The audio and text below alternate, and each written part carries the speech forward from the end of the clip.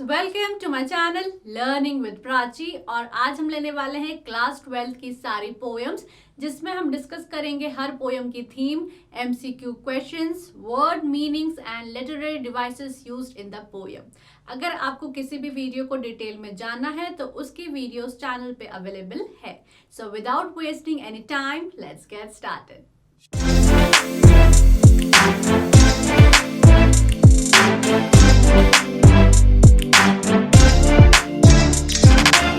तो दोस्तों, हम कवर करने वाले हैं central idea theme of the poem, MCQ questions, word meanings and literary devices used in the poem. तो दोस्तों, हमारी पहली पोएम है माय मदर एट 66, जिसको हम डिटेल में भी डिस्कस कर चुके हैं। तो इसको किसने लिखा है? कमला दास ने, लेकिन स्पेलिंग क्या रहेगी? KAMALA। ओके। थीम क्या है इस पोएम की? This poem depicts mother daughter relationship. जैसा कि हमने डिस्कस करा था कि इस पोएम में बहुत ही खूबसूरती से मदर डॉटर के रिलेशनशिप को बताया है, जहाँ पे जो डॉटर है, जो पोएट है, वो रियलाइज कर रही हैं कि मेरी जो मदर है अब बूढ़ी हो चुकी हैं एंड किसी भी टाइम अब उनकी डेथ हो सकती है। This poem talks about ageing, जहाँ पे हमारी जो पोएट है वो रियलाइज करी कि उनकी मदर अब बूढ़ी हो चुकी हैं। The poet is worried about her mother who is old and aged and way pass away any time. The poet shares feelings about her mother, feeling of separation from her mother.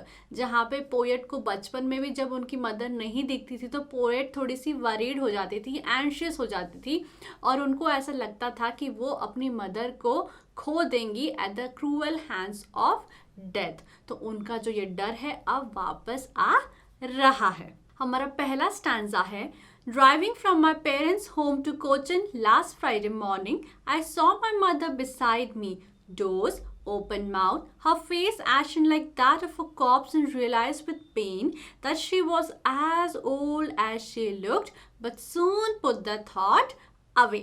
तो यहाँ पे dose का मतलब क्या है? एक short sleep, एक light sleep. एशन का मतलब है जब चेहरा पीला पड़ जाता है, वेरी पेल, और कॉप्स का मतलब है dead body. So the poet was leaving house of her parents. इसका आंसर रहेगा, क्योंकि पहली लाइन है driving from my parents home. ठीक है।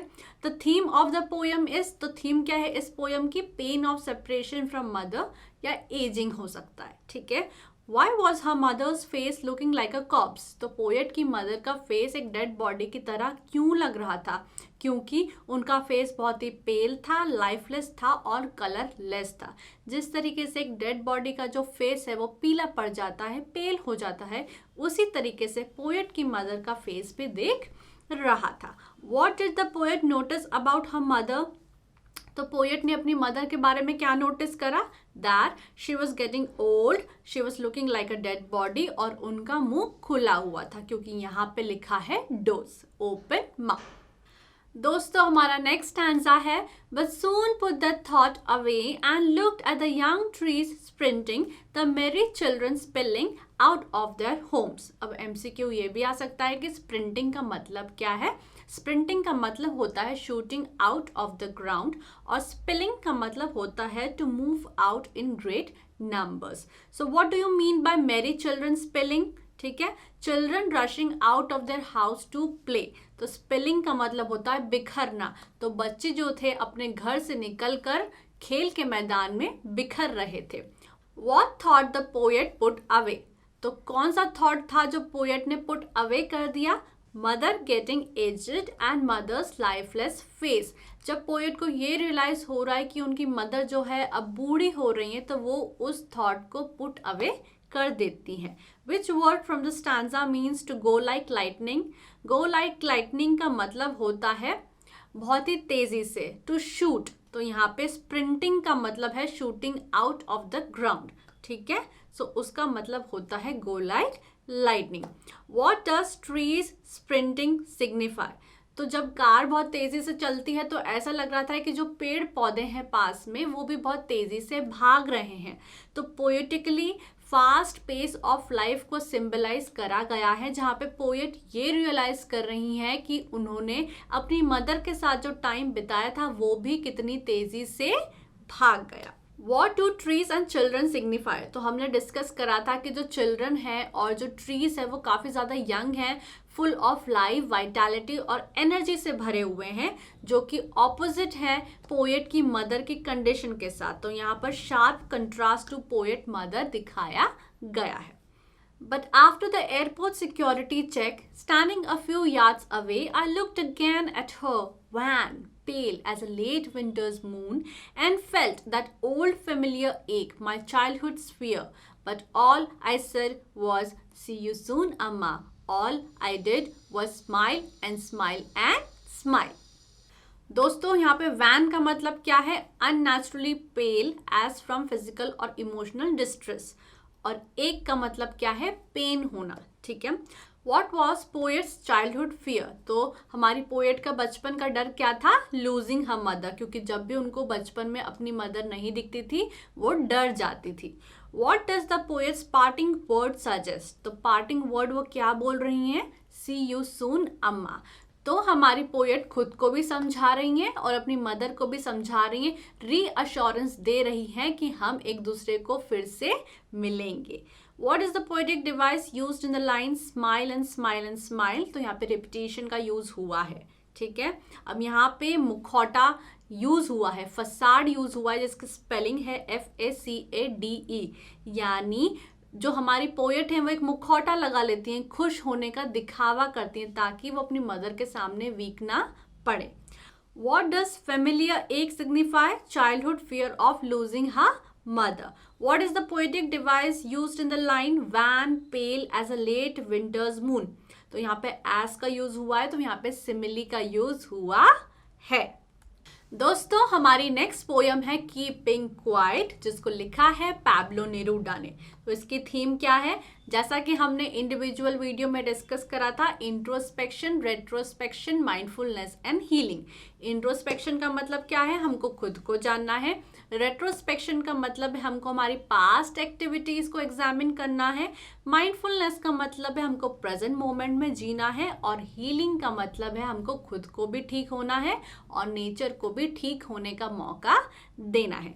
The poet feels that some soul searching is needed for us to be at peace with oneself and others. यानी हमारे poet कहते हैं कि हमको इस भागा दौड़े को थोड़ी देर बंद करना है, मोमेंट ऑफ साइलेंस रखना है ताकि हम खुद को समझ सकें। तो दोस्तों हमारा पहला स्टैंजा है, now we will count to 12 and we will all keep still. For once on the face of the earth, let's not speak in any language. Let's stop for 1 second and not move our arms so much. So what is the significance of the number 12? तो यहाँ पे 12 can be number of hours, can be number of days, can be number of month और 12 zodiac signs. ठीक है। What activity does the poet want us to stop? तो यहाँ पे लिखा है let's not speak in any language and not move our arm so much. तो हमको ना तो बोलना है ना ही मूव करना है। Let's not speak in any language means, तो जैसा कि हमने डिस्कस करा था कि हम जितनी भी जगह जाएंगे वहाँ लोग नई नई भाषाएं बोलेंगे और अलग अलग भाषाएं बोलने से डिस्प्यूट्स हो सकते हैं। इसीलिए हमारे पोएट बोलते हैं let's not speak in any language. Let's not move our arms means, arms का यहाँ पे दो मतलब है। एक तो है आर्म्स, लड़ाई झगड़े नहीं करने, हाथों को मूव नहीं करना है। एंड आर्म्स एंड एम्यूनेशंस का मतलब है वेपन्स का इस्तेमाल नहीं करना है। How can this moment of silence help us? जब हम साइलेंस रखेंगे तो हम खुद को भी जान पाएंगे और खुद को हील कर पाएंगे, इसलिए इंट्रोस्पेक्शन एंड हीलिंग। तो लिटरेरी डिवाइसेस यहाँ पे क्या क्या यूज हुए हैं? एसोनेंस, एसोनेंस की स्पेलिंग शुरू होती है ए से। ए एक वॉवल है, तो इसी तरीके से एसोनेंस का मतलब होता है जब किसी भी सेंटेंस में वॉवल का साउंड प्रोमिनेंटली निकल के आता है। तो यहाँ पे use of vowel sound O and E. Now we will count to 12, not move our arms so much. Anaphora, anaphora का मतलब होता है जब दो या दो से ज्यादा लाइन सेम वर्ड के साथ शुरू होती है। तो यहाँ पे 2 consecutive lines start with the same word let's. जब let's not speak in any language, let's stop for 1 second. और alliteration, alliteration का मतलब क्या होता है? जब सेम लेटर के वर्ड्स पास पास रखे जाते हैं, जैसे वी विल, तो दोनों ही W से स्टार्ट हो रहे हैं, तो यहाँ पे एलिटरेशन का यूज हुआ है. It would be an exotic moment without rush, without engines. We would all be together in a sudden strangeness. So, what exotic moment is referred to in these lines? When everyone is quiet. तो वो जो moment होगी बहुत unusual होगी, ठीक है? What is the literary device used in sudden strangeness? तो दोनों ही words same letter के साथ शुरू हो रहे हैं, पास पास रखे गए हैं, तो यहाँ पे alliteration का use हुआ है. What is the antonym of the word exotic? Exotic का मतलब होता है unusual होना, तो इसका opposite हो सकता है usual या फिर familiar, जाना पहचाना. What does it refer to? तो यहाँ पे बोला है it would be an exotic moment, तो वो moment जहाँ पे silence है, calmness है, उसको it refer किया गया है. What does engines mean here? तो यहाँ पे engines का मतलब है cars नहीं चलेंगी, machines नहीं चलेंगी, यानी automobiles and machines. Dash in the stanza means eccentricity. Eccentricity का मतलब होता है strangeness, तो वो हम stanza में उस word को देख सकते हैं. All right. हमारा next stanza है Fishermen in the cold sea would not harm whales and the man gathering salt would look at his hurt hands. So what does the poet expect from the fisherman and why? तो वो ये expect कर रहे हैं fisherman से कि वो मछलियाँ नहीं पकड़ेंगे ताकि fisherman को भी heal होने का मौका मिले और whales भी पानी में safe रहें. Stop catching fish for some time so that whales are safe. While gathering salt, what will the man do? तो वो क्या करेगा? Look at his hurt hands, क्योंकि यहाँ पे लिखा है and the man gathering salt would look at his hurt hands. What is the poetic device used in the line fisherman in the cold sea? तो यहाँ पे इमेजरी का use हुआ है. इमेजरी का मतलब है जब पोएट हमारे सेंसेस को अपील करने की कोशिश करता है, एक ड्रामेटिक इफेक्ट क्रिएट करने की कोशिश करता है. तो जब हमारे पोएट बोलते हैं फिशरमैन इन द कोल्ड सी, तो हम इमेजिन कर रहे हैं फिशरमैन को, कोल्ड सी को, ठीक है. What is the idea behind these lines? तो इन लाइन से हमको पता चल रहा है कि पोएट चाह रहा है कि हीलिंग का मौका मिले फिशरमैन को भी और नेचर को भी, यानी वेल्स को भी. सो healing of both nature and man. Those who prepare green wars, wars with gas, wars with fire, victory with no survivors would put on clean clothes and walk about with their brothers in the shade doing nothing. What I want should not be confused with total inactivity. Life is what it is about. I want no truck with death. तो पहले तो ये देख लो victory with no survivors. यहाँ पे ओ का sound बहुत prominently निकल के आ रहा है, वॉवल का साउंड निकल के आ रहा है, तो यहाँ पे एसोनेंस का यूज हुआ है. और यहाँ पे देखिए क्लीन क्लोथ्स, तो यहाँ पे एलिटरेशन का यूज हुआ है क्योंकि दोनों ही वर्ड सी से शुरू हो रहे हैं. So who prepare green Wars? Green Wars को कौन इनिशिएट करते हैं? Politicians and statesman. What is green Wars? तो ग्रीन वॉर्स किसको बोला है? ग्रीन हमारा नेचर होता है और जब हम नेचर के अगेंस्ट वॉर करते हैं तो उसको ग्रीन वॉर कहा गया है. तो यहाँ पे ग्रीन वॉर का मतलब है deforestation, mining, fishing etcetera. What do clean clothes mean here? तो जब हमारे पोएट बोल रहे हैं कि हम क्लीन क्लोथ्स पहन लेंगे, मतलब हम नई सोच को अपना लेंगे, नई कपड़े पहन लेंगे जिसमें ब्लड स्टेन्स नहीं होंगे. तो यहाँ पे होगा new thought process. What should not be confused with inactivity? तो हमारे पोएट बोलते हैं कि मैं तुम्हें साइलेंट रहने का कह रहा हूँ, स्टिल रहने का कह रहा हूँ, तो तुम इसको इनएक्टिविटी के साथ कंफ्यूज मत कर लेना. Which word from the stanza is the antonym of movement or action? तो movement और action का मतलब है active होना, तो इसका opposite क्या हो जाएगा? Inactivity. What is life about? तो यहाँ पे हमारे poet बोलते हैं life is what it is about. तो life का मतलब है living to the fullest. All right. If we were not so single-minded about keeping our lives moving and for once could perhaps a huge silence might interrupt this sadness of never understanding ourselves and of threatening ourselves with death.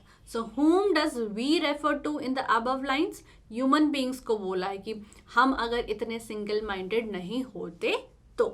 Why does the poet want us to do nothing at all? ताकि हम लोग introspect, retrospect, mindfulness, healing कर सके, piece में रह सके. So to be at peace and introspect.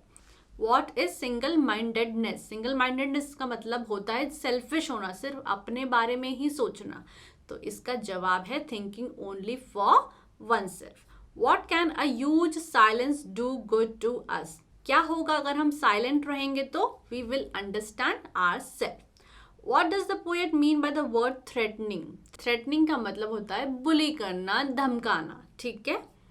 हमारा next stanza है Perhaps the earth can teach us as when everything seems dead and later proves to be alive. Now I'll count up to 12 and you keep quiet and I will go.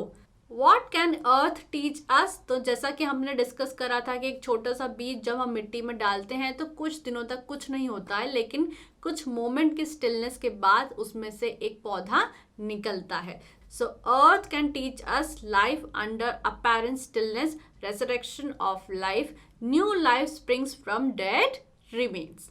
Why does the poet count up to 12? To initiate introspection and meditation. तो वो initiate करने के लिए count कर रहे हैं.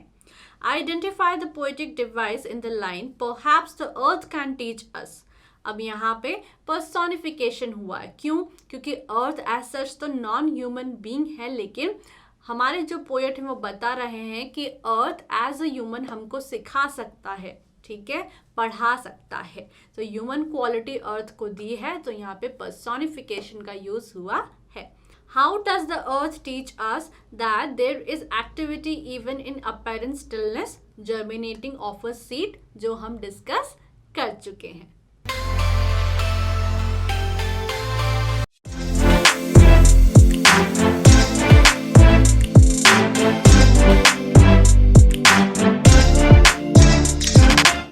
तो दोस्तों हम कवर करने वाले हैं central idea theme of the poem, MCQ questions, word meanings and literary devices used in the poem.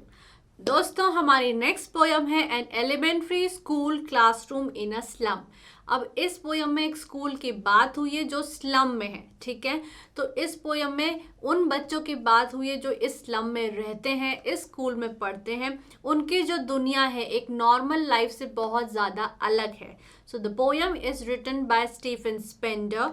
It describes the social inequalities which are prevailing in the society. ठीक है, तो social inequalities की बात इस poem में करी गई है. In the poem, he describes the condition of the students of an elementary school which is situated in a slum area. तो एक स्कूल की बात हुई है जो एक स्लम एरिया में है.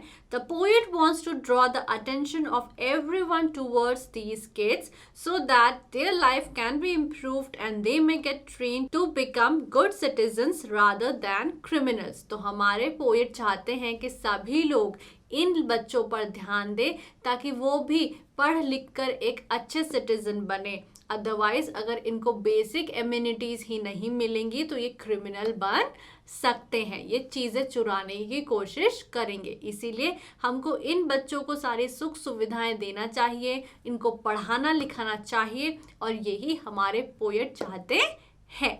तो दोस्तों हमारा पहला स्टैंजा है Far, far from gusty waves, this children faces like rootless weeds, the hair torn round the pallor, the tall girl with a weighed down head. तो यहाँ पे gusty waves का मतलब है breezy winds, pallor का मतलब है पेल या फिर डल होना, ठीक है. तो यहाँ पे फार फार फ्रॉम गस्टी वेव्स का मतलब है एक अच्छी जिंदगी से मीलों दूर इन बच्चों की जिंदगी है, ठीक है. So who are these children? किन बच्चों की बात हुई है?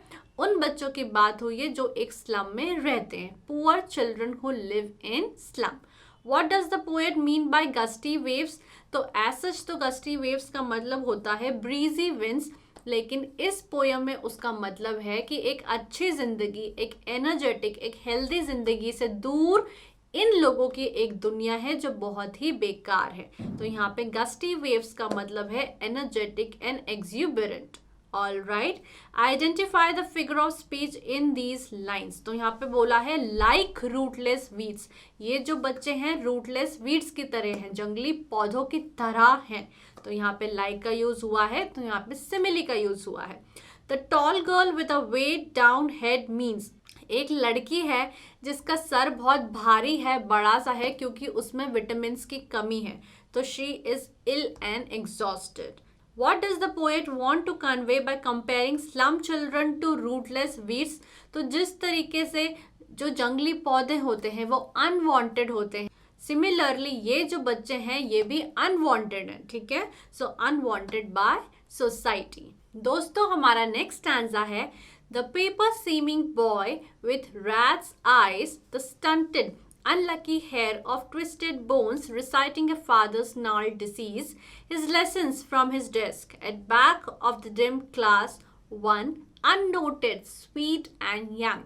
His eyes live in a dream of squirrel's game in tree room other than this.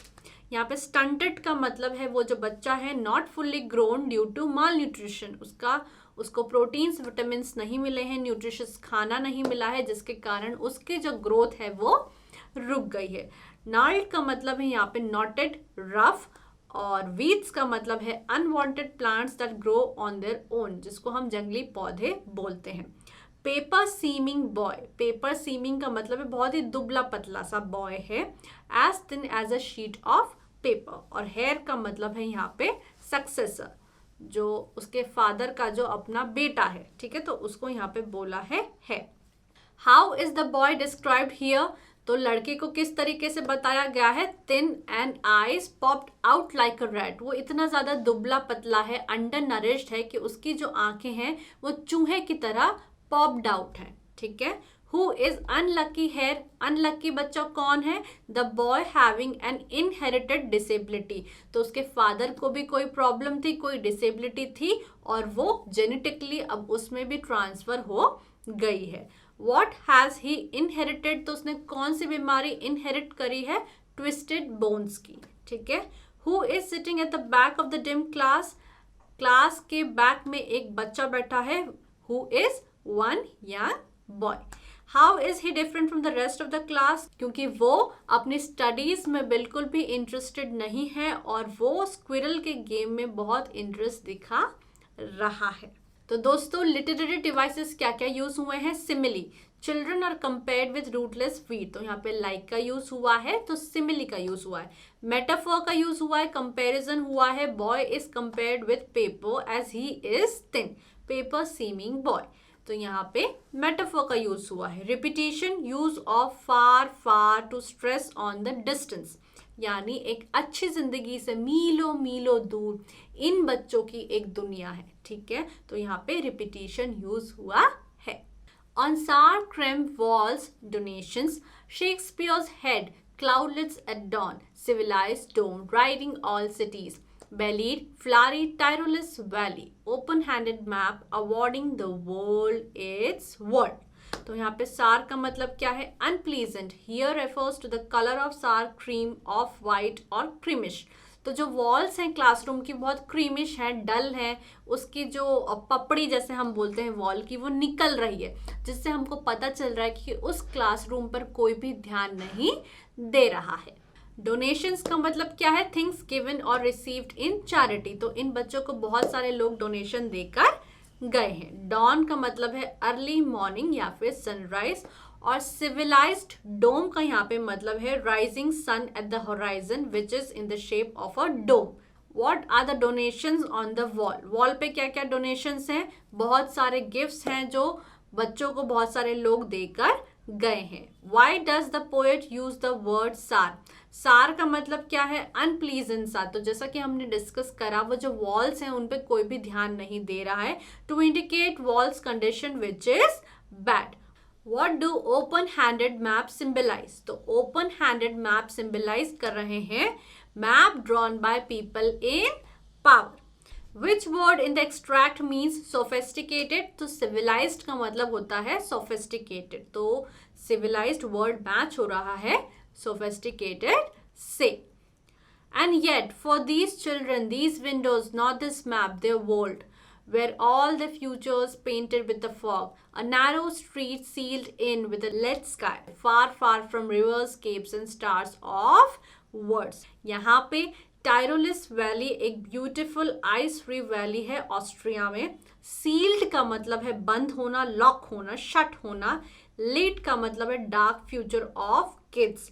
और केप्स का मतलब है large piece of land that sticks out into the sea from the coast. तो विच इज देयर वर्ल्ड. अब यहाँ पे बच्चों को इस मैप से तो कोई मतलब ही नहीं है, क्योंकि उनकी जो दुनिया है वहां पर अंधेरा ही अंधेरा है. ठीक है, तो बच्चों का वर्ल्ड कैसा है? Dull and unpleasant classroom and dirty slum. Why is the future of these children painted with the fog? Because the future is dark and uncertain. जिस तरीके से जब फॉग आसमान में होती है तो आसमान क्लियर नहीं दिखता है, स्काई क्लियर नहीं दिखता है, उसी तरीके से इन जो बच्चों की दुनिया है वो भी फॉग से भरी हुई है. इनका फ्यूचर क्लियरली नहीं दिख रहा है. What does the expression a narrow street signify? Narrow का मतलब है सिकुड़ा होना, छोटा होना. So they live in slum which are situated in a congested area. बहुत ही congested area में, बहुत ही कम एरिया में ये लोग रहते हैं. What is the pun in the word windows as used in the extract? तो यहाँ पे lack of opportunities बोला गया है जब बोला गया है windows, क्योंकि यहाँ पे लाइन क्या यूज हुई है? For these children these Windows not this map there world. क्योंकि इन बच्चों के लिए ये जो मैप है वो उनकी दुनिया नहीं है. इस क्लासरूम की जो विंडो है बस वही उनकी दुनिया है, जहाँ पे उनकी जो दुनिया है फॉग से भरी हुई है, डार्कनेस से भरी हुई है और उनके पास अपॉर्चुनिटीज की कमी है. तो लिटरेरी डिवाइस यहाँ पे यूज हुआ है metaphor. Walls are describe to be dull as sour cream walls. ठीक है. The future of the kids is described as limited, narrow street sealed with a lead sky. Assonance, assonance का मतलब क्या है? जब वॉवल का साउंड एक sentence में बार बार रिपीट होता है. So repetition of a vowel sound E in bellied, flowery, Tyrolese valley. Allusion, allusion का मतलब क्या है? जब हम हिस्ट्री के किसी पर्सन, प्लेस या कैरेक्टर के साथ एक रेफरेंस देते हैं. So reference to well known person और प्लेस. तो यहाँ पे शेक्सपियर्स हेड, टायरोलिस वैली की बात हुई है. रिपीटिशन हुआ है फार, फारवर्ड का. Surely Shakespeare is wicked, the map a bad example, with ships and sun and love, tempting them to steal, for lives that slide turn in their cramped holes from fog to endless night. अब यहाँ पे wicked का मतलब है evil, tempted का मतलब है persuade करना या किसी चीज को बहुत ही tempt करना, चाहना, इच्छा होना. ठीक है. sly का मतलब है shrewdly, trickily और cramped का मतलब है confined, बहुत ही कम जगह में, छोटी जगह में. ठीक है. So why is the map called a bad example? Because world depicted in it is out of reach for the slum children. अब इन बच्चों को मैप दिखाने से कोई भी फायदा नहीं है, कभी भी वहाँ जा नहीं पाएंगे, नई नई चीज़ों को देख नहीं पाएंगे. उनकी दुनिया तो इस क्लासरूम तक ही सीमित है. उनके लिए ये जो क्लासरूम की विंडो है वही उनका मैप है. ठीक है, वही उनकी दुनिया है. इससे आगे वो कभी जा नहीं पाएंगे. इसीलिए ये जो मैप है उनके लिए एक बैड एग्जाम्पल है. Why is Shakespeare called wicked? Because Shakespeare का काम वो कभी नहीं जान पाएंगे कि शेक्सपियर कौन था, उन्होंने क्या किया था. बच्चों के पास इतना एजुकेशन ही नहीं है कि वो कभी जान पाएंगे कि शेक्सपियर कौन था. इसीलिए it is meaningless for children. That is why Shakespeare is wicked. Why do fog and endless night stand for? Gloomy future and unending misery. जिस तरीके से एक फॉग के कारण जो स्काई है वो धुंधला हो जाता है, क्लियर नहीं दिखता है, सिमिलरली इन बच्चों की दुनिया भी फॉग से भरी हुई है. इनका फ्यूचर भी अनसर्टन है, डार्क है. ठीक है. Dash in the extract means confined. तो क्रैम्प्ड का मतलब होता है कन्फाइंड होना, छोटी जगह में रहना. ठीक है. Explain from fog to endless night. तो इन बच्चों की जो दुनिया है every day is same for slum children. Their future is dark and uncertain. इसलिए उनकी जर्नी है फॉग से एंडलेस नाइट तक. So how do they live? They live like a rat in cramped holes. जिस तरीके से जो चूहे हैं वो छोटे छोटे गड्ढों में रहते हैं, उसी तरीके से ये जो बच्चे हैं चूहे की तरह क्रैम्प्ड होल्स, बहुत ही कम एरिया में कन्फाइन होकर रह रहे हैं। Identify the poetic device cramped holes, तो यहाँ पे मेटाफोर का यूज करा गया है। Give the antonym of the word tempting. Tempting का मतलब होता है इच्छा होना, तो इसका ऑपोजिट हो जाएगा dissuade, to persuade somebody not to do something. तो हमारे पोएट बोलते हैं कि हमारे जो ये स्लम के बच्चे हैं उनको ये शिप, सन और लव टेम्प्ट कर रहा है चोरी करने के लिए, क्योंकि एज सच तो उनको ये कभी नहीं मिलेगा। All right. On their slag heap, these children wear skins peeped through by bones and spectacles of steel, with mended glass like bottle bits on stones.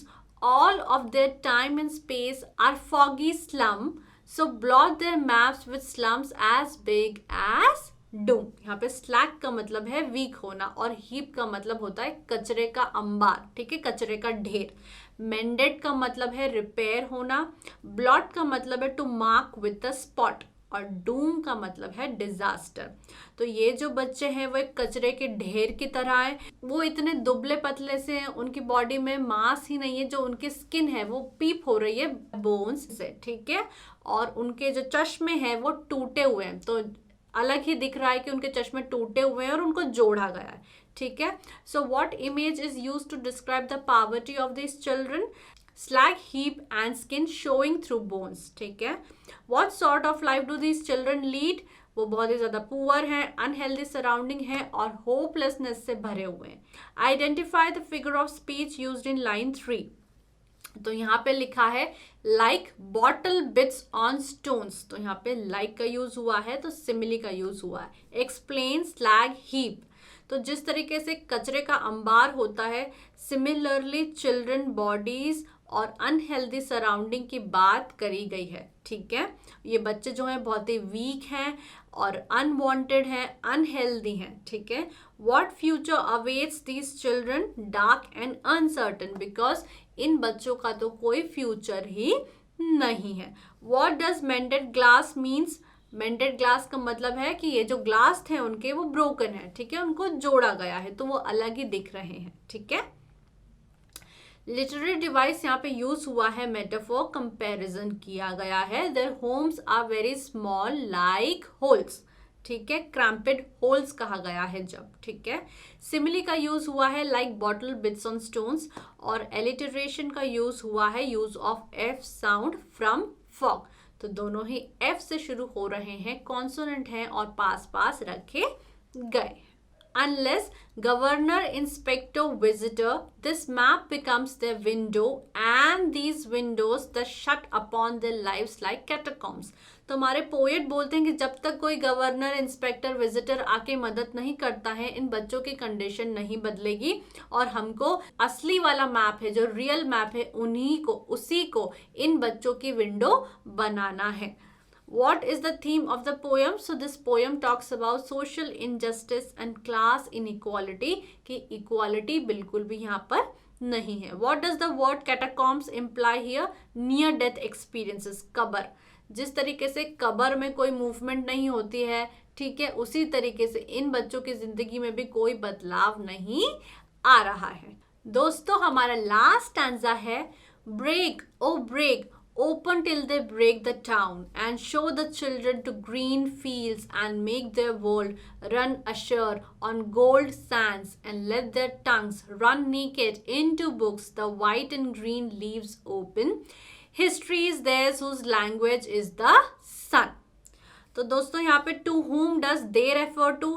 they यहाँ पर बोला है till they break the town, यहाँ पे inspector, governor, visitor को बोला है, ठीक है। Break of break, what should they break? तो इन बच्चों को सारे बैरियर्स को खत्म करना है, इनइक्वालिटी को खत्म करना है, ठीक है।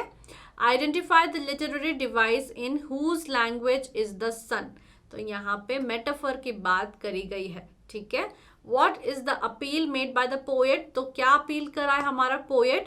Children should be empowered with education and be given a conducive environment. तो हमारे पोएट चाहते हैं कि इन बच्चों को भी एजुकेशन मिले, अच्छा इन्वायरमेंट मिले, ताकि ये भी एक अच्छे सिटीजन में बदले। तो यहाँ पे लिटरेरी डिवाइसेस दो यूज हुए हैं, metaphor, books and nature are expressed in the form of white and green leaves, the white green leaves open. And next is anaphora. Anaphora का मतलब क्या होता है, जब सेम वर्ड के साथ दो या दो से ज्यादा लाइन शुरू होती है। तो use of repeated words in two consecutive lines, run usher and run naked. All right, तो इसी के साथ हमारा जो सेशन है वो खत्म हो जाता है।